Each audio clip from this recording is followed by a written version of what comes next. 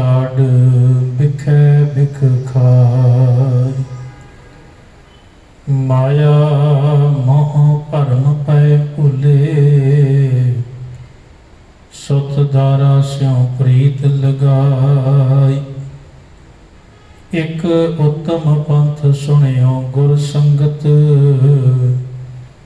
Teh मिलंत जम त्रास मिटाय। एक अरदास पाठ कीरत की गुरु रामदास राखो शरणाय।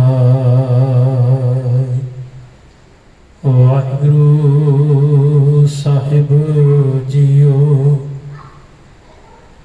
पोख तुखार ना व्यापई कंठ मिलिया हर नाह। मन भेदिया चरनार बिंद दर्शन लगड़ा सा। पोख तुखार ना व्यापई कंठ मिलिया हर नाह। मन विद्या चरनार बिंद दर्शन लगड़ा सा। ओट गोविंद गोपाल राय सेवा स्वामी लाभ। बिखिया पोह न सकई मिल साधु गुण गाह। जह ते उपजी तह मिली सच्ची प्रीत समाह। कर गह लीनी पार ब्रह्म बाबड़ ना विछुड़िया। बार जाऊं लख बेरिया हर सज्जन अगम अगा। शर्म भई नारायण नानक दर भैया। पोख सुहंदा सर्ब सुख जिस बख्शे वे परवाह। पोख सुहंदा सर्ब सुख जिस बख्शे वे परवाह। वाहिगुरु जी का खालसा वाहिगुरु जी की फतेह। जुगो जुग अटल धन धन साहिब श्री गुरु ग्रंथ साहिब महाराज पातशाह जी की साजी नवाजी गोद अंदर जुड़ मिल बैठी परम सत्कारयोग गुरु प्यारी गुरु सवारी साध संगत जीओ। आप जी गुरु चरणों में बैठ के पावन बाणी का परम आनंद रस माण रहे हो। आओ समा है गुरमत विचारों का 12 माह बाणी की लड़ीवार तो आप सांझ कर रहे हाँ। मगर महीने के विचार आप पहला कर चुके हैं। अज आप पोह दे महीने अंदर सतगुरु पातशाह जी साडे ते की कृपा बख्शिश रहमत करते हैं वो आप विचार साझी करने। जदों पोह का महीना आरंभ होंदा है ते उदों सरद रुत जिहड़ी है वो आरंभ हो जाती है। बाहर का जिहड़ा वातावरण है वो अत का ठंडा शीतलता वाला होंदा है। बल्कि इन्नी ज़्यादा ठंड होंदी है कि पोह दे महीने अंदर उनका असर वनस्पति ते भी पैंदा है, मनुखां ते जीवां ते भी पैंदा है। जिहड़ी वनस्पति है ज़्यादा ठंड होने कारण वो सुक जाती है। ज़्यादा अत की ठंड होने कारण पानी जिहड़ा वो जम जाता है, बर्फ का रूप बन जाता है। हवा अत की ठंडी शीतल हो जाती है। इस तन नूं वो शीतलता ठारदी है। हुण जिस गर्मी के अंदर मनुख ठंड की चाहना रखता है भी उदों शीतलता मिले। हुण वही जदों शीतलता आतदी है ਤੇ ਹੁਣ ਉਦੋਂ ਮਨੁੱਖ ਨੂੰ ਮਹਿਸੂਸ ਹੁੰਦਾ ਹੈ ਵੀ ਹੁਣ ਮੈਨੂੰ ਨਿੱਘ ਦੀ ਲੋੜ ਹੈ। ਗੁਰੂ ਸਾਹਿਬ ਨੇ ਸਾਡੇ ਤੇ ਬੜੀ ਕਿਰਪਾ ਕੀਤੀ। ਮਹਾਰਾਜ ਨੇ ਸਾਡੇ ਅੱਗੇ ਇੱਕ ਬੜੀ ਵੱਡੀ ਜਿਹੜੀ ਉਹ ਵਿਚਾਰ ਰੱਖੀ ਹੈ, ਉਹ ਇਹ ਕਿ ਮਨੁੱਖ ਨੂੰ ਸੰਸਾਰ ਨਾਲੋਂ, ਪਰਮਾਤਮਾ ਪਰਮੇਸ਼ਰ ਨਾਲੋਂ ਤੋੜਿਆ ਨਹੀਂ। ਇਹ ਨਹੀਂ ਆਖਿਆ ਵੀ ਤੁਸੀਂ ਸੰਸਾਰ ਛੱਡ ਕੇ ਤੇ ਨਿਰੰਕਾਰ ਦੇ ਨਾਲ ਜੁੜਨਾ ਹੈ, ਤੇ ਨਾ ਹੀ ਕਿਤੇ ਇਹ ਬਾਣੀ ਦੇ ਵਿੱਚ ਲਿਖਿਆ ਹੈ ਵੀ ਕੇਵਲ ਤੁਸੀਂ ਸੰਸਾਰ ਨਾਲ ਹੀ ਜੁੜਨਾ ਹੈ, ਨਿਰੰਕਾਰ ਨਾਲ ਨਹੀਂ ਜੁੜਨਾ। ਮੇਰੇ ਪਾਤਸ਼ਾਹ ਜੀ ਨੇ ਆਖਿਆ ਵੀ ਜਦੋਂ ਆਪਾਂ ਦੁੱਧ ਨੂੰ ਰਿੜਕਦੇ ਹਾਂ ਤੇ ਦੁੱਧ ਨੂੰ ਰਿੜਕਣ ਤੋਂ ਬਾਅਦ ਉਹਦੇ ਦੋ ਰੂਪ ਸਾਡੇ ਸਾਹਮਣੇ ਆਉਂਦੇ ਨੇ। ਇੱਕ ਰੂਪ ਉਹ ਹੈ ਜਿਹੜਾ ਤਤ ਘਿਓ ਦੇ ਰੂਪ ਵਿੱਚ ਹੈ, ਤੇ ਇੱਕ ਉਹਦਾ ਰੂਪ ਉਹ ਹੈ ਜਿਹੜਾ ਛਾਛ ਲੱਸੀ ਦੇ ਰੂਪ ਦੇ ਵਿੱਚ ਹੈ। ਹੁਣ ਗੁਰਬਾਣੀ ਦੇ ਅੰਦਰ ਪਾਤਸ਼ਾਹ ਜੀ ਨੇ ਇਹ ਦੋਵੇਂ ਹੀ ਗੱਲਾਂ ਸਾਨੂੰ ਸਮਝਾ ਦਿੱਤੀਆਂ। ਮਹਾਰਾਜ ਆਖਦੇ ਨੇ, ਭਗਤ ਸਾਹਿਬਾਨਾਂ ਦੀ ਬਾਣੀ ਵਿੱਚ ਆਉਂਦਾ ਹੈ ਵੀ ਜਿਹੜੇ ਸੰਤ ਜਨ ਹਨ ਉਹ ਮੱਖਣ ਜਿਹੜਾ ਹੈ, ਕਹਿਣ ਲੱਗੇ, ਉਹਨੂੰ ਹਾਸਲ ਕਰ ਲੈਂਦੇ ਨੇ। ਮੱਖਣ ਦਾ ਭਾਵ ਹੀ ਹੈ ਤਤ। ਹੁਣ ਤਤ ਕੀ ਹੈ? ਪਰਮਾਤਮਾ। ਮੂਲ ਕੀ ਹੈ? ਪਰਮਾਤਮਾ। ਪਰ ਉਹ ਦੁੱਧ ਨੂੰ ਪਹਿਲਾਂ ਤਿਆਰ ਕੀਤਾ, ਉਸ ਦੁੱਧ ਨੂੰ ਜਾਗ ਲਾਈ, ਫਿਰ ਉਹ ਦਹੀਂ ਦਾ ਰੂਪ ਹੋਇਆ, ਫਿਰ ਉਹਨੂੰ ਰਿੜਕਿਆ ਗਿਆ, ਫਿਰ ਜਾ ਕੇ ਮਨੁੱਖ ਤਤ ਮੱਖਣ ਤੱਕ ਪਹੁੰਚਿਆ। ਕਦੀ ਗੁਰੂ ਨਾਨਕ ਦੇ ਮਹਾਰਾਜ ਪਾਤਸ਼ਾਹ ਜੀ ਪੀਰ ਦਸਤਗੀਰ ਨੂੰ ਮਿਲੇ, ਤੇ ਪੀਰ ਦਸਤਗੀਰ ਨੇ ਗੁਰੂ ਨਾਨਕ ਸਾਹਿਬ ਪਾਤਸ਼ਾਹ ਜੀ ਨੂੰ 2-3 ਸਵਾਲ ਕੀਤੇ ਸਨ। ਤੇ 2-3 ਸਵਾਲ ਕੀਤੇ, ਤੇ ਹੁਣ ਉਹ ਵੀ ਮੰਨਿਆ ਹੋਇਆ ਪੀਰ ਸੀ ਤੇ ਦੁਨੀਆ ਦੇ ਅੱਗੇ ਨਮਸਕਾਰ ਕਰਦੀ, ਮੱਥਾ ਟੇਕਦੀ ਸੀ। ਤੇ ਗੁਰੂ ਨਾਨਕ ਦੇ ਮਹਾਰਾਜ ਪਾਤਸ਼ਾਹ ਜੀ ਨੂੰ ਸਵਾਲ ਇਹ ਕੀਤਾ ਪਹਿਲਾ ਵੀ ਇਹ ਜਿਹੜਾ ਸੰਸਾਰ ਹੈ, ਇਹ ਸੰਸਾਰ ਤੋਂ ਪਹਿਲਾਂ ਕੀ ਸੀ? ਦੂਸਰਾ ਸਵਾਲ ਉਹਨੇ ਇਹ ਕੀਤਾ ਵੀ ਤੁਸੀਂ ਰੱਬ ਦੀ ਗੱਲ ਕਰਦੇ ਹੋ, ਰੱਬ ਅਸਲ ਦੇ ਵਿੱਚ ਦਿਸਦਾ ਕਿਉਂ ਨਹੀਂ? ਤੇ ਤੀਜਾ ਸਵਾਲ ਉਹਨੇ ਕੀਤਾ ਸੀ ਵੀ ਜੇ ਰੱਬ ਹੈ ਤੇ ਉਹ ਕਰਦਾ ਕੀ ਹੈ? ਹੁਣ ਹੈਰਾਨੀ ਦੀ ਗੱਲ ਹੈ, ਕੋਈ ਆਮ ਮਨੁੱਖ ਇਹੋ ਜਿਹੇ ਸਵਾਲ ਕਰੇ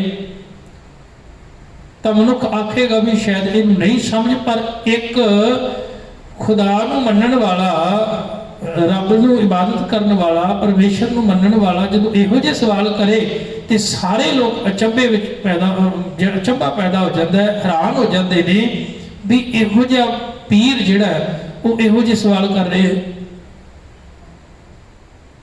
ਹੁਣ ਗੁਰੂ ਨਾਨਕ ਦੇ ਮਹਾਰਾਜ ਪਾਤਸ਼ਾਹ ਜੀ ਨੇ ਆਖਿਆ ਵੀ ਕਹਿ ਵੀ ਪੀਰ ਜੀ, ਸਭ ਤੋਂ ਪਹਿਲਾਂ ਤੇ ਇਹ ਦੱਸੋ ਵੀ ਤੁਹਾਨੂੰ ਗਿਣਤੀ ਆਉਂਦੀ ਹੈ? ਕਹਿ ਲਗਾ ਹਾਂਜੀ। ਉਹਨੇ ਆਖਿਆ ਗਿਣਤੀ ਸ਼ੁਰੂ ਕਿੱਥੋਂ ਹੁੰਦੀ ਹੈ? ਕਹਿ ਲਗੇ 1 ਤੋਂ। ਉਹਨੇ ਆਖਿਆ ਇਸ ਤੋਂ ਪਹਿਲਾਂ ਕੁਛ? ਕਹਿ ਲਗੇ ਇਸ ਤੋਂ ਪਹਿਲਾਂ ਨਹੀਂ, 1 ਤੋਂ ਹੀ ਸ਼ੁਰੂ ਹੁੰਦੀ ਹੈ।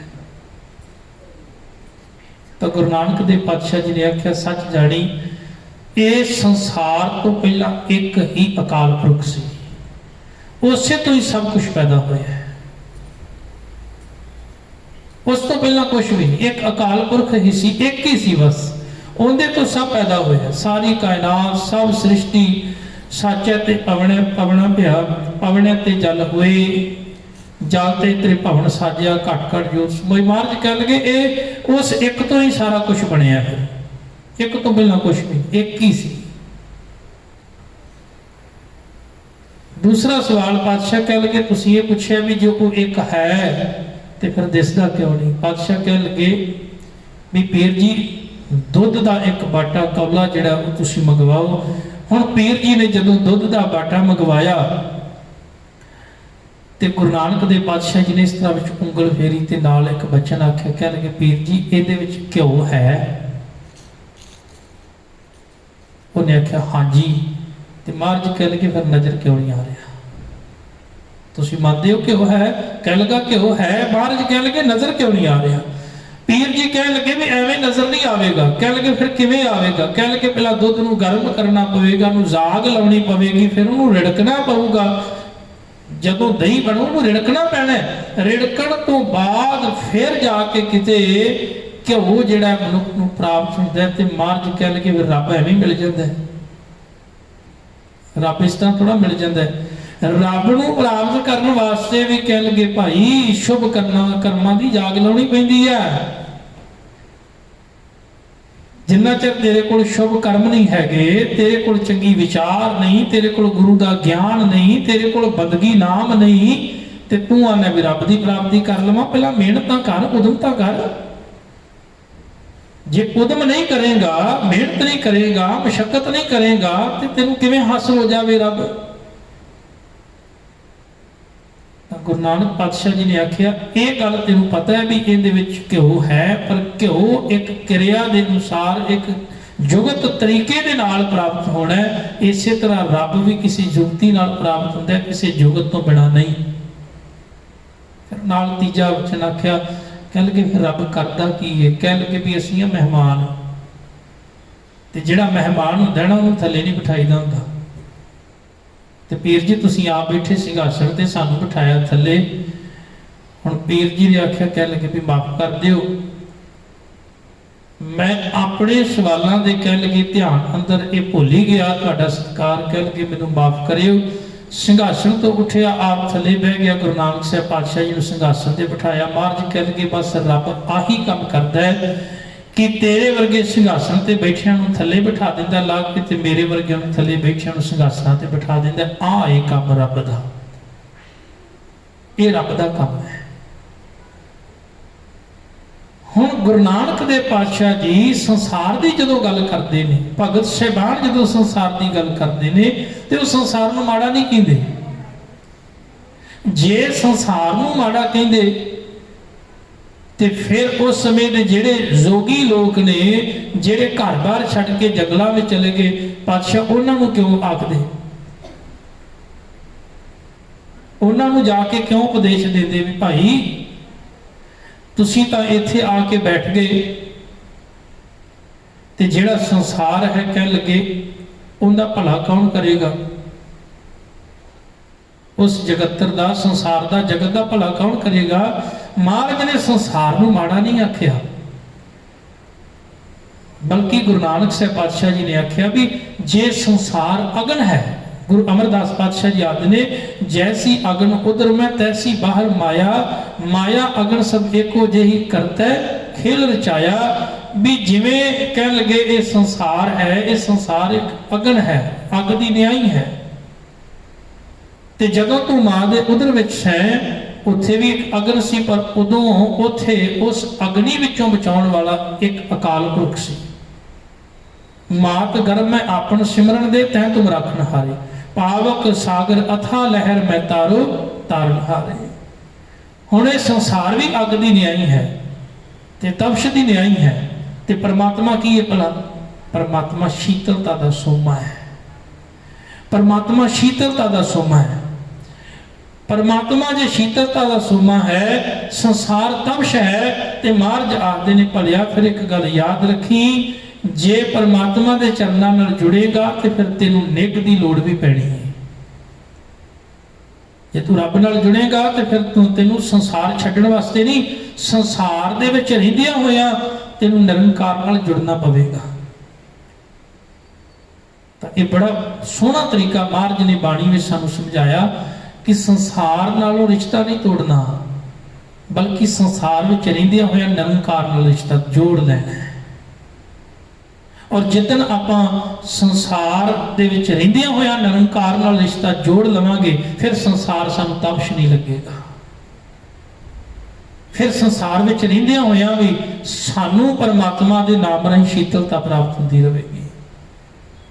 ਤਾਂ ਫਿਰ ਭਾਵੇਂ ਬਾਹਰ ਜੇਠ ਹੋਵੇ, ਹੜ ਹੋਵੇ, ਪੋਹ ਹੋਵੇ, ਮਾਘ ਹੋਵੇ, ਫਿਰ ਕੋਈ ਫਰਕ ਨਹੀਂ ਪੈਂਦਾ। ਇਹ ਤਾਂ ਸਮੇਂ ਦੇ ਨਾਲ ਇਹ ਰੁੱਤਾਂ ਬਦਲ ਜਾਣੀਆਂ ਨੇ, ਮਹੀਨੇ ਬਦਲ ਜਾਣੇ ਨੇ, ਪਰ ਜਿਹੜਾ ਅੰਦਰ ਹੈ ਮਨੁੱਖ ਦਾ, ਫਿਰ ਉਹ ਅੰਦਰੋਂ ਤਬਦੀਲ ਨਹੀਂ ਹੋਵੇਗਾ। ਫਿਰ ਅੰਦਰੋਂ ਉਹੋ ਜਿਹੀ ਅਵਸਥਾ ਬਣ ਜਾਵੇਗੀ ਜਿਹੋ ਜਿਹੀ ਮਹਾਰਾਜ ਬਾਣੀ ਅੰਦਰ ਜ਼ਿਕਰ ਕਰਦੇ ਨੇ ਕਿ ਮਨੁੱਖ ਫਿਰ ਅੰਦਰੋਂ ਮਾਲਕ ਨਾਲ ਜੁੜਿਆ ਹੋਇਆ, ਪਰਮੇਸ਼ਰ ਨਾਲ ਜੁੜਿਆ ਹੋਇਆ, ਜਿੱਥੇ ਸੰਸਾਰ ਦੇ ਵਿੱਚ ਉਹਨੂੰ ਤਵਸ਼ ਜਿਹੜੀ ਹੈ ਕਹਿ ਲਗੇ ਸਾੜੇਗੀ ਨਹੀਂ। ਉੱਥੇ ਇਹ ਨਿਰੰਕਾਰ ਦਾ ਨਾਮ ਜਿਹੜਾ ਹੈ ਕਹਿ ਲਗੇ ਉਹਨੂੰ ਅੰਦਰੋਂ ਸ਼ੀਤਲਤਾ ਦੇਵੇਗਾ।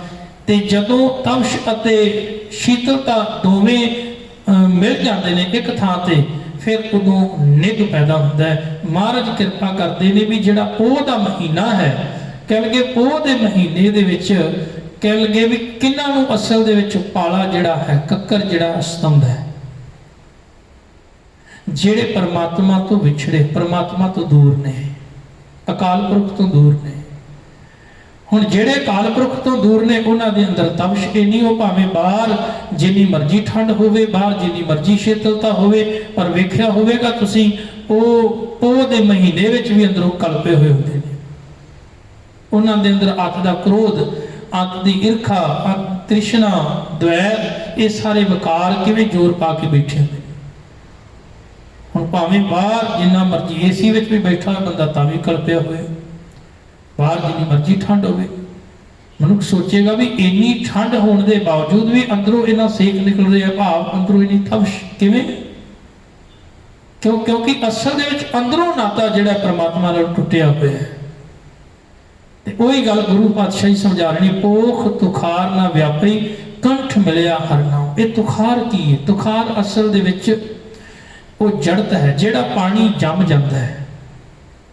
ਜਦੋਂ ਪਾਣੀ ਜੰਮ ਜਾਂਦਾ ਹੈ, ਹੁਣ ਪਾਣੀ ਦੇ ਵੇਖੋ ਕੀ ਰੂਪ ਨੇ, ਕਈ ਰੂਪ ਨੇ ਪਾਣੀ ਦੇ। ਉਹਨਾਂ ਵਿੱਚੋਂ ਦੋ ਮੂਲ ਰੂਪ ਨੇ। ਇੱਕ ਆਪਾਂ ਵੇਖਦੇ ਹਾਂ ਤਰਲ ਰੂਪ ਹੈ, ਲਿਕਵਿਡ ਜਿਹਨੂੰ ਕਹਿੰਦੇ ਆ। ਇੱਕ ਹੈ ਠੋਸ, ਜਦੋਂ ਉਹੀ ਪਾਣੀ ਬਰਫ਼ ਬਣ ਜਾਂਦਾ ਹੈ। ਜਦੋਂ ਆਪਾਂ ਪਾਣੀ ਮਾਰਾਂਗੇ ਕਿਸੇ ਨੂੰ ਸ਼ਾਇਦ ਇੰਨੀ ਚੋਟ ਨਾ ਲੱਗੇ, ਪਰ ਜਦੋਂ ਉਹੀ ਬਰਫ਼ ਦਾ ਰੂਪ ਬਣਿਆ ਹੋਇਆ ਬਰਫ਼ ਮਾਰੋ ਤੇ ਫਿਰ ਕਿਸੇ ਦਾ ਸਿਰ ਵੀ ਫਟ ਸਕਦਾ ਹੈ ਤੇ ਪਾਣੀ ਹੈ ਨਾ। ਹੁਣ ਜਿਸ ਮਨੁੱਖ ਦੇ ਅੰਦਰ ਮਹਾਰਾਜ ਕਹਿਣ ਲੱਗੇ ਹੰਕਾਰ ਦੀ ਕਠੋਰਤਾ ਪੈਦਾ ਹੋ ਗਈ, ਜਿਹਦੇ ਅੰਦਰ ਹੰਕਾਰ ਪੈਦਾ ਹੋ ਗਿਆ, ਮੈਂ ਮੇਰੀ ਜਿਹੜੀ ਹੈ ਉਹ ਇੰਨੀ ਕਠੋਰ ਹੈ ਕਿ ਮਨੁੱਖ ਉੱਥੇ ਝੁਕਣ ਲਈ ਸਵੀਕਾਰ ਨਹੀਂ ਕਰਦਾ ਵੀ ਮੈਂ ਝੁਕਣਾ ਹੈ। ਕਹਿੰਦਾ ਨਹੀਂ ਮੈਂ ਕਿਉਂ ਝੁਕਾਂ, ਮੈਂ ਸਭ ਤੋਂ ਵੱਡਾ, ਮੈਂ ਸਭ ਤੋਂ ਮਹਾਨ, ਮੈਂ ਸਭ ਤੋਂ ਵੱਡਾ ਦੌਲਤਮੰਦ। ਉਹ ਹੁਣ ਅੰਦਰੋਂ ਹੰਕਾਰ ਜਿਹੜਾ ਜੜਤ ਬਣ ਚੁੱਕਿਆ, ਤੁਖਾਰ ਬਣ ਚੁੱਕਿਆ, ਉਹ ਝੁਕਣ ਨਹੀਂ ਦਿੰਦਾ। ਪਰ ਮਹਾਰਾਜ ਬਾਣੀ ਅੰਦਰ ਕਿਰਪਾ ਕਰਦੇ ਨੇ, ਜੇ ਕਿਤੇ ਇਹਨੂੰ ਗੁਰੂ ਮਿਲ ਪਵੇ ਤੇ ਫਿਰ ਗੁਰੂ ਇਹਨੂੰ ਸਮਝਾਉਂਦਾ, ਉਹ ਭਲਿਆ ਤੂੰ ਕਾਹਦਾ ਮਾਣ ਕਰਦਾ, ਕਾਹਦਾ ਹੰਕਾਰ ਕਰਦਾ। ਬਾਬਾ ਫਰੀਦ ਜੀ ਆਖਦੇ ਨੇ, ਫਰੀਦਾ ਗਰਭ ਜਿੰਨਾ ਵਡਿਆਈਆਂ ਧਨ ਜੋਬਨ ਆਗਾ। ਜਿਨ੍ਹਾਂ ਲੋਕਾਂ ਨੂੰ ਦੁਨੀਆ ਦੀਆਂ ਵਡਿਆਈਆਂ, ਧਨ ਦੌਲਤ ਦਾ, ਜਵਾਨੀ ਦਾ ਅੱਧ ਕਹਿਣ ਲੱਗੇ ਹੰਕਾਰ ਹੋ ਜਾਂਦਾ ਨਾ ਬਹੁਤ, ਉਹ ਇਸ ਦੁਨੀਆ ਦੇ ਅੰਦਰੋਂ ਖਾਲੀ ਚਲੇ ਜਾਂਦੇ ਨੇ। ਉਹਨਾਂ ਨੂੰ ਕੁਝ ਵੀ ਪ੍ਰਾਪਤ ਨਹੀਂ ਹੁੰਦਾ, ਉਹ ਖਾਲੀ ਰਹਿ ਜਾਂਦੇ ਨੇ। ਉਹਨਾਂ ਦੀ ਹਾਲਤ ਉਹਨਾਂ ਉੱਚੇ ਟਿੱਬਿਆਂ ਵਰਗੀ ਹੈ, ਜਿੱਥੇ ਮੀਂਹ ਤਾਂ ਪੈਂਦਾ ਹੈ ਪਰ ਉਹ ਮੀਂਹ ਦਾ ਪਾਣੀ ਜਿਹੜਾ ਉਹਨਾਂ ਨੂੰ ਹਾਸਲ ਨਹੀਂ ਹੁੰਦਾ। ਤਾਂ ਐਸੇ ਕਠੋਰ ਹਿਰਦਿਆਂ ਵਾਲੇ ਕਦੀ ਵੀ ਪਰਮਾਤਮਾ ਦੀ ਬਖਸ਼ਿਸ਼ ਦਾ ਪਾਣੀ ਹਾਸਲ ਨਹੀਂ ਕਰ ਸਕਦੇ, ਖਾਲੀ ਰਹਿ ਜਾਂਦੇ ਨੇ। ਪੋਖ ਤੁਖਾਰ ਨਾ ਵਿਆਪੀ ਕੰਠ ਮਿਲਿਆ ਹਰਨਾ। ਜਿਨ੍ਹਾਂ ਨੂੰ ਕਹਿਣ ਲੱਗੇ ਪਰਮਾਤਮਾ ਪ੍ਰਭੂ ਪਰਮੇਸ਼ਰ ਜਿਹੜਾ ਆਪਣੇ ਗੱਲ ਨਾਲ ਲਾ ਲੈਂਦਾ ਹੈ, ਉਹਨਾਂ ਨੂੰ ਫਿਰ ਕਹਿਣ ਲੱਗੇ ਮਨ ਦੀ ਜਿਹੜੀ ਕਠੋਰਤਾ ਹੈ, ਜਿਹੜਾ ਕੋਰਾਪਨ ਹੈ, ਕੱਕਰ ਹੈ, ਕਹਿਣ ਲੱਗੇ ਫਿਰ ਜ਼ੋਰ ਨਹੀਂ ਪਾ ਸਕਦਾ। ਭਾਵ ਉਹਨਾਂ ਅੰਦਰ ਹੰਕਾਰ ਜਿਹੜਾ ਉਹ ਜ਼ੋਰ ਨਹੀਂ ਪਾ ਸਕਦਾ, ਹਉਮੈ ਆਪਣੀ ਵਸ ਵਿੱਚ ਨਹੀਂ ਕਰ ਸਕਦੇ। ਮਨ ਬੇਦਿਆ ਚਰਨਾਰ ਬਿੰਦ ਦਰਸ਼ਨ ਲੱਗੜਾ ਸਾ। ਹੁਣ ਉਹਨਾਂ ਦਾ ਮਨ ਅੰਦਰੋਂ ਪਰਮਾਤਮਾ ਦੇ ਚਰਨਾਂ ਦੇ ਨਾਲ ਕਹਿ ਲਗੇ ਜੁੜ ਜਾਂਦਾ ਹੈ, ਵਿਨਿਆ ਜਾਂਦਾ ਹੈ। ਅਕਾਲ ਪੁਰਖ ਪਰਮਾਤਮਾ ਦੇ ਚਰਨਾਂ ਨਾਲ ਮਨ ਜਿਹੜਾ ਜੁੜ ਗਿਆ, ਤੇ ਜਦੋਂ ਜੁੜਿਆ ਦਰਸ਼ਨ ਲੱਗੜਾ ਸਾਹਿਬ। ਹੁਣ ਪਰਮਾਤਮਾ ਪ੍ਰਭੂ ਦੇ ਦੀਦਾਰ ਦੀ ਅੰਦਰ ਤਾਂਘ ਪੈਦਾ ਹੋ ਜਾਂਦੀ ਹੈ। ਪਰਮੇਸ਼ਰ ਦੇ ਦਰਸ਼ਨ ਕਰਨੇ, ਦੀਦਾਰ ਕਰਨੇ ਨੇ, ਉਹਦੇ ਦੀਦਾਰਾਂ ਦੀ ਤਾਂਘ ਪੈਦਾ ਹੋ ਗਈ। ਪਰ ਕਦੋਂ ਹੋਈ? ਜਦੋਂ ਅੰਦਰੋਂ ਕਠੋਰਤਾ ਖਤਮ ਹੋ ਗਈ, ਅੰਦਰੋਂ ਕੋਰਾਪਨ ਖਤਮ ਹੋ ਗਿਆ, ਜਦੋਂ ਅੰਦਰੋਂ ਕੱਕਰ ਸੀ ਜਿਹੜਾ ਉਹ ਖਤਮ ਹੋ ਗਿਆ, ਉਦੋਂ ਦਰਸ਼ਨਾਂ ਦੀ ਚਾਹ ਪੈਦਾ ਹੋ। ਕਿਉਂਕਿ ਜਿਹੜਾ ਮਨ ਕਿਸੇ ਅੱਗੇ ਝੁਕਣ ਲਈ ਤਿਆਰ ਨਹੀਂ ਸੀ, ਪਰ ਜਦੋਂ ਗੁਰੂ ਦੇ ਕੋਲ ਆਇਆ ਤੇ ਗੁਰੂ ਨੇ ਇੱਕ ਗੱਲ ਸਮਝਾ ਦਿੱਤੀ, ਜੈਸਾ ਸਤਿਗੁਰੂ ਸੁਣੀਦਾ ਤੈਸੋ ਹੀ ਮੈਂ ਡੀਠ। ਵਿਛੜਿਆ ਮਿਲਿਆ ਪ੍ਰਭੂ ਹਰ ਦਰਗਹਿ ਕਾ ਬਸੀਠ। ਤੇ ਵਿਛੜਿਆ ਕਿਉਂ ਸੀ? ਹੰਕਾਰ ਦੇ ਕਾਰਨ। ਵਿਛੜਿਆ ਕਿਉਂ ਸੀ? ਹਉਮੈ ਦੇ ਕਾਰਨ। ਹੁਣ ਉਹ ਹਉਮੈ ਦੇ ਕਾਰਨ ਪਰਮਾਤਮਾ ਤੋਂ ਵਿਛੜ ਗਿਆ ਸੀ। ਤੇ ਹੁਣ ਮਿਲਾਪ ਕਿਵੇਂ ਹੋਣਾ? ਜਦੋਂ ਮਨੁੱਖ ਦੇ ਅੰਦਰੋਂ ਹਉਮੈ ਖਤਮ ਹੋ ਗਈ। ਨਾਨਕ ਹਉਮੈ ਜੇ ਬੁਝੈ, ਨਾਨਕ ਹੁਕਮੈ ਜੇ ਬੁਝੈ ਤਾਂ ਹਉਮੈ ਕਹਿ ਨ ਕੋਈ। ਜਦੋਂ ਰੱਬ ਦਾ ਹੁਕਮ ਬੁਝ ਲਿਆ ਫਿਰ ਹਉਮੈ ਅੰਦਰ ਨਹੀਂ ਰਹੀ। ਰੱਬ ਦਾ ਹੁਕਮ ਕੀ ਹੈ? ਰੱਬ ਦਾ ਹੁਕਮ ਅਸਲ ਦੇ ਵਿੱਚ ਰੱਬ ਦੀ ਮਰਿਆਦਾ ਦੇ ਵਿੱਚ ਚੱਲਣਾ ਹੈ। ਆਪਣੀ ਮੈਂ ਮੇਰੀ ਨੂੰ ਛੱਡ ਕੇ ਰੱਬ ਦੀ ਰਜ਼ਾ, ਰੱਬ ਦੇ ਭਾਣੇ ਵਿੱਚ ਚੱਲਣਾ ਸ਼ੁਰੂ ਕਰ ਦੇਣਾ। ਨਾਨਕ ਹੁਕਮੈ ਜੇ ਬੁਝੈ ਤਾਂ ਹਉਮੈ ਕਹਿ ਨ ਕੋਈ। ਫਿਰ ਉੱਥੇ ਹਉਮੈ ਖਤਮ ਹੋ ਜਾਂਦੀ ਹੈ। ਤੇ ਜਿੱਥੇ ਹਉਮੈ ਖਤਮ ਹੋ ਗਈ, ਅੰਦਰੋਂ ਕਠੋਰਤਾ ਖਤਮ ਹੋ ਗਈ, ਫਿਰ ਪਤਾ ਲੱਗਿਆ ਵੀ ਮਨ ਤੂੰ ਜੋਤ ਸਰੂਪ ਹੈ, ਆਪਣਾ ਮੂਲ ਪਛਾਣ। ਤੇਰਾ ਮੂਲ ਕੋਈ ਹੋਰ ਹੈ, ਤੇਰਾ ਮੂਲ ਹੈ ਪਰਮਾਤਮਾ, ਪਰਮੇਸ਼ਰ। ਤੇ ਉਸ ਮੂਲ ਨਾਲੋਂ ਟੁੱਟ ਕੇ ਮਨੁੱਖ ਜਿਹੜਾ ਹੈ ਹੰਕਾਰ ਦੇ ਅਧੀਨ ਹੋ ਕੇ ਆਪਣੇ ਜੀਵਨ ਨੂੰ ਗਵਾ ਰਿਹਾ ਸੀ।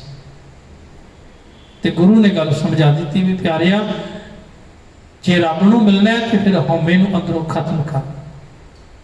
ਤੇ ਗੁਰੂ ਨੇ ਪਹਿਲਾ ਕੰਮ ਹੀ ਇਹ ਕੀਤਾ, ਹਰ ਨਾਮੋ ਮੰਤਰ ਦ੍ਰਿੜਾਇਂਦਾ ਕੱਟੇ ਹਉਮੈ ਰੋਗ। ਉਹਨੇ ਹਉਮੈ ਦਾ ਰੋਗ ਅੰਦਰੋਂ ਖਤਮ ਕਰ ਦਿੱਤਾ, ਨਾਮ ਦ੍ਰਿੜ ਕਰਵਾ ਦਿੱਤਾ। ਹੁਣ ਨਾਮ ਨਾਲ ਜੁੜਿਆ ਹੋਇਆ ਮਨੁੱਖ ਪਰਮਾਤਮਾ ਨਾਲ ਜੁੜਿਆ ਹੈ। ਸਹਿਬ ਆਖਦੇ ਹੁਣ ਉਹੀ ਮਨ ਵੇਦਿਆ ਚਰਨਾਰ ਬਿੰਦ ਦਰਸ਼ਨ ਲੱਗੜਾ ਸਾਹ। ਹੁਣ ਪਰਮਾਤਮਾ ਦੇ, ਪਰਮੇਸ਼ਰ ਦੇ ਦਰਸ਼ਨ ਜਿਹੜੇ ਹਨ ਉਹਨਾਂ ਦੀ ਤਾਂਘ ਪੈਦਾ ਹੋ ਗਈ। ਓਟ ਗੋਬਿੰਦ ਗੋਪਾਲ ਰਾਏ ਸੇਵਾ ਸੁਆਮੀ ਲਾਭ। ਹੁਣ ਕੇਵਲ ਓਟ ਆਸਰਾ ਕਹਿੰਦਾ ਹੈ। ਹੁਣ ਓਟ ਆਸਰਾ ਕੇਵਲ ਤਾਂ ਕੇਵਲ ਉਸ ਗੋਪਾਲ ਰਾਏ, ਰਾਏ ਅਰਥ ਰਾਜਾ, ਗੋਪਾਲ ਗੋ ਕਹਿੰਦੇ ਧਰਤੀ ਨੂੰ, ਪਾਲ ਕਹਿੰਦੇ ਪਾਲਣਾ ਕਰਨ ਵਾਲਾ, ਜਿਹੜਾ ਧਰਤੀ ਦੀ ਪਾਲਣਾ ਕਰਨ ਵਾਲਾ ਸਾਰਿਆਂ ਤੋਂ ਵੱਡਾ ਰਾਜਾ ਹੈ ਪਰਮਾਤਮਾ। ਉਹ ਗੋਬਿੰਦ ਪਰਮੇਸ਼ਰ ਕਹਿ ਲਗੇ ਕੇਵਲ ਉਹਦਾ ਓਟ ਆਸਰਾ ਹੈ। ਹੁਣ ਸੇਵਾ ਸੁਆਮੀ ਲਾਭ। ਹੁਣ ਉਸ ਪ੍ਰਭੂ ਪਤੀ ਪਰਮੇਸ਼ਰ ਦੀ ਸੇਵਾ ਕਰਦਿਆਂ ਕਰਦਿਆਂ ਅਸਲ ਲਾਹ ਖੱਟਿਆ ਜਾ ਰਿਹਾ। ਹੁਣ ਜੀਵਨ ਦਾ ਮਕਸਦ ਜਿਹੜਾ ਪਤਾ ਲੱਗ ਗਿਆ। ਹੁਣ ਉਸ ਮਕਸਦ ਨੂੰ ਪੂਰਾ ਕਰਨ ਵਾਸਤੇ ਜਿਹੜਾ ਯਤਨ ਕੀਤਾ ਜਾ ਰਿਹਾ, ਜਿਹੜਾ ਉਦਮ ਕੀਤਾ ਜਾ ਰਿਹਾ ਹੈ, ਉਹ ਉਦਮ ਫਿਰ ਵਿਅਰਥ ਨਹੀਂ ਜਾ ਰਿਹਾ। ਉਹਦਾ ਮਨੁੱਖ ਨੂੰ ਲਾਹਾ ਮਿਲ ਰਿਹਾ। ਵਿਖਿਆ ਉਹ ਨਾ ਸਕੇ। ਹੁਣ ਮਾਇਆ ਆਪਣਾ ਜ਼ੋਰ ਨਹੀਂ ਪਾ ਸਕਦੀ, ਆਪਣਾ ਪ੍ਰਭਾਵ ਨਹੀਂ ਪਾ ਸਕਦੀ। ਮਿਲ ਸਾਧੂ ਗੁਣ ਗਾ। ਹੁਣ ਗੁਰੂ ਦੇ ਚਰਨਾਂ ਨਾਲ ਜੁੜ ਕੇ ਕਹਿ ਲਗੇ ਹੁਣ ਤਾਂ ਕੇਵਲ ਪਰਮਾਤਮਾ ਦੀ ਸਿਫਤ ਸਲਾਹ ਦੇ, ਕਹਿ ਲਗੇ ਉਸ ਪਰਮਾਤਮਾ ਦੀ ਵਡਿਆਈ ਜਿਹੜੀ ਆ, ਉਹਦੇ ਗੁਣ ਹੀ ਜਿਹੜੇ ਹਨ ਉਹ ਗਾਏ ਜਾ ਰਹੇ, ਉਹਦੀ ਸਿਫਤ ਸਲਾਹ ਕੀਤੀ ਜਾ ਰਹੀ ਹੈ। ਜੈ ਤੇ ਉਪਜੀ ਤਹਿ ਮਿਲੀ ਸੱਚੀ ਪ੍ਰੀਤ ਸਮਾ। ਹੁਣ ਪਰਮਾਤਮਾ ਦੀ ਸਿਫਤ ਸਲਾਹ ਕਰਦਿਆਂ ਕਰਦਿਆਂ, ਗੁਣ ਗਾਉਂਦਿਆਂ ਗਾਉਂਦਿਆਂ, ਨਾਮ ਜਪਦਿਆਂ ਜਪਦਿਆਂ ਉਹਦੇ ਨਾਲ ਇੰਨੀ ਸਾਂਝ ਬਣ ਗਈ ਕਿ ਹੁਣ ਉਹਦੇ ਨਾਲ ਇੰਨਾ ਪਿਆਰ ਪੈ ਗਿਆ, ਇੰਨੀ ਪ੍ਰੀਤ ਪੈ ਗਈ ਕਿ ਉਹੀ ਪ੍ਰੀਤ ਜਿਹੜੀ ਹੈ ਕਹਿ ਲਗੇ ਮੁੜ ਉਸ ਵਿਛੜੀ ਹੋਈ ਜਿਹੜੀ ਜਿੰਦ ਸੀ ਉਹਨੂੰ ਮੁੜ ਪਰਮਾਤਮਾ ਦੇ ਚਰਨਾਂ ਨੂੰ ਜੋੜ ਦਿੱਤਾ। ਜਿੱਥੋਂ ਸੰਬੰਧ ਕਦੀ ਟੁੱਟਿਆ ਸੀ, ਦੁਬਾਰਾ ਫਿਰ ਉਸ ਪਰਮਾਤਮਾ ਨਾਲ ਹੀ ਸੰਬੰਧ ਜੁੜ ਗਿਆ। ਦੁਬਾਰਾ ਫਿਰ ਅਕਾਲ ਪੁਰਖ ਪਰਮਾਤਮਾ ਦੇ ਚਰਨਾਂ ਨਾਲ ਜੁੜ ਗਿਆ।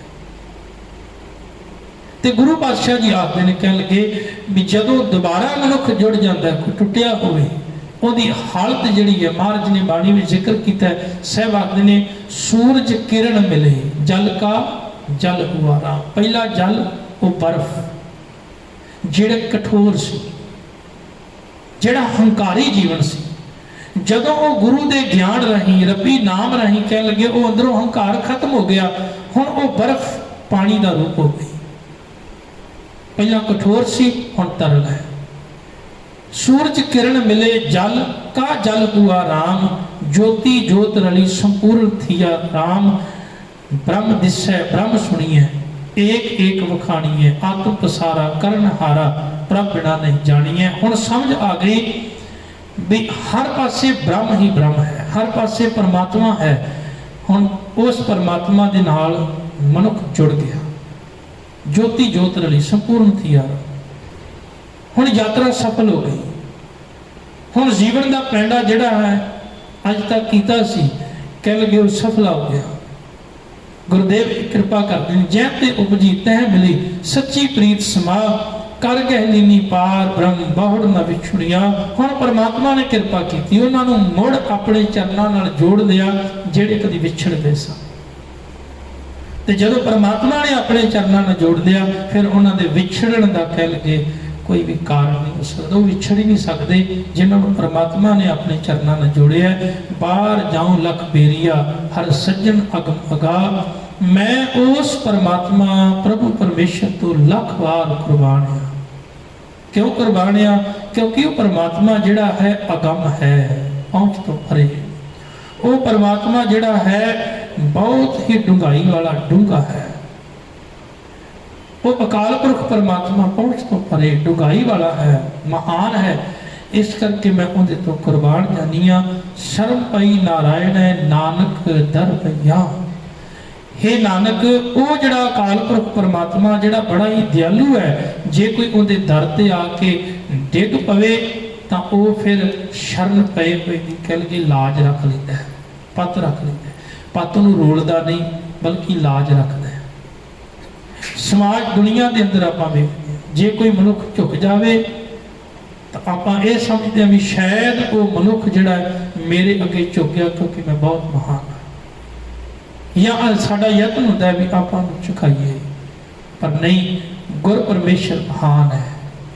ਉਹ ਫਿਰ ਜੇ ਕੋਈ ਉਹਦੇ ਅੱਗੇ ਝੁਕਦਾ ਹੈ ਤੇ ਉਹ ਫਿਰ ਇਹ ਨਹੀਂ ਆਖਦਾ ਵੀ ਇਹ ਮੇਰੇ ਅੱਗੇ ਝੁਕ ਗਿਆ ਹੈ, ਨਹੀਂ, ਬਲਕਿ ਉਹਦਾ ਇੱਕ ਸੁਭਾਅ ਹੈ, ਉਹ ਇਹ ਹੈ ਕਿ ਉਹ ਬਖਸ਼ ਦਿੰਦਾ ਹੈ ਤੇ ਦੁਬਾਰਾ ਫਿਰ ਕਦੀ ਜ਼ਿਕਰ ਨਹੀਂ ਕਰਦਾ। ਜਿਵੇਂ ਮਨੁੱਖ ਜ਼ਿਕਰ ਕਰਦਾ ਉਹ ਜ਼ਿਕਰ ਨਹੀਂ ਕਰਦਾ। ਮਹਾਰਾਜ ਆਖਦੇ ਨੇ ਉਹ ਸ਼ਰਨ ਪਏ ਹੋਏ ਦੀ ਲਾਜ ਰੱਖਦਾ ਹੈ, ਪੱਜ ਰੱਖਦਾ ਹੈ। ਸਭ ਕਿਰਪਾ ਕਰਦੇ ਨੇ ਪੋਖ ਸੁਹੰਦਾ ਸਰਬ ਸੁਖ ਜਿਸ ਬਖਸ਼ੇ ਵੇ ਪਰਵਾਹ। ਕਹਿ ਲਗੇ ਭਾਈ ਜਿਹਦੇ ਉੱਤੇ ਉਹ ਬਖਸ਼ਿਸ਼ ਕਰ ਦਿੰਦਾ ਨਾ, ਮਿਹਰ ਕਰ ਦਿੰਦਾ, ਉਹ ਬੇਪਰਵਾਹ ਪ੍ਰਭੂ। ਪੋਹ ਦਾ ਮਹੀਨਾ ਉਹਦੇ ਵਾਸਤੇ ਬੜਾ ਹੀ ਸੁਹਾਵਣਾ ਅਤੇ ਸਾਰੇ ਸੁੱਖ ਲੈ ਕੇ ਆਉਣ ਵਾਲਾ ਹੁੰਦਾ ਹੈ। ਗੁਰਦੇਵ ਕਿਰਪਾ ਕਰਨ ਪਿਆਰਿਓ, ਪੋਹ ਦਾ ਮਹੀਨਾ ਜਿਹੜਾ ਹੈ ਉਹ ਅੱਤ ਦਾ ਸ਼ੀਤਲਤਾ ਵਾਲਾ, ਜਿਹੜਾ ਸਰਦ ਰੁੱਤ ਵਾਲਾ ਹੁੰਦਾ ਹੈ। ਪਰ ਮਨੁੱਖ ਅੰਦਰੋਂ ਸ਼ੀਤਲਤਾ ਹਾਸਲ ਕਰ ਸਕੇ ਉਹ ਤਾਂ ਹੈ ਜੇ ਉਹ ਨਾਮ ਨਾਲ ਜੁੜੇਗਾ, ਜੇ ਉਹ ਅਕਾਲ ਪੁਰਖ ਨਾਲ ਜੁੜੇਗਾ, ਪਰਮੇਸ਼ਰ ਨਾਲ ਜੁੜੇਗਾ। ਨਹੀਂ ਤੇ ਬਾਹਰ ਭਾਵੇਂ ਕਿੰਨੀ ਵੀ ਠੰਡ ਹੋਵੇ, ਅੰਦਰੋਂ ਜੇ ਟੁੱਟਿਆ ਹੋਇਆ ਹੈ ਤੇ ਅੰਦਰੋਂ ਕ੍ਰੋਧ ਹੈ, ਹੰਕਾਰ ਹੈ, ਵਿਕਾਰ ਨੇ, ਤੇ ਜੇ ਵਿਕਾਰਾਂ ਦਾ ਕੱਕਰ ਅੰਦਰ ਹੈ ਤਾਂ ਫਿਰ ਮਨੁੱਖ ਅੰਦਰੋਂ ਕਠੋਰ ਰਹੇਗਾ, ਮਾਲਕ ਦੇ ਨੇੜੇ ਕਦੀ ਨਹੀਂ ਹੋ ਸਕਦਾ। ਮਾਲਕ ਦੇ ਨੇੜੇ ਹੋਣਾ ਤੇ ਨਿਮਰਤਾ ਜ਼ਰੂਰੀ ਹੈ, ਜੀਵਨ ਦੇ ਵਿੱਚ ਸਹਿਜ ਜ਼ਰੂਰੀ ਹੈ, ਤੇ ਗੁਰਬਾਣੀ ਗਿਆਨ ਦਾ ਹੋਣਾ ਬਹੁਤ ਜ਼ਰੂਰੀ ਹੈ, ਕਿਉਂਕਿ ਗੁਰਬਾਣੀ ਹੀ ਸਾਨੂੰ ਪਰਮਾਤਮਾ ਨਾਲ ਜੋੜਦੀ ਹੈ। ਮਹਾਰਾਜ ਕਿਰਪਾ ਕਰਨ, ਸਾਡਾ ਗੁਰੂ ਦਰ ਤੇ ਆਇਆ ਹੋਇਆ ਸਫਲਾ ਹੋਵੇ, ਹੋਈਆਂ ਭੁੱਲਾਂ ਚੁੱਕਾਂ ਦੀ ਖਿਮਾ। ਵਾਹਿਗੁਰੂ ਜੀ ਕਾ ਖਾਲਸਾ, ਵਾਹਿਗੁਰੂ ਜੀ ਕੀ ਫਤਿਹ।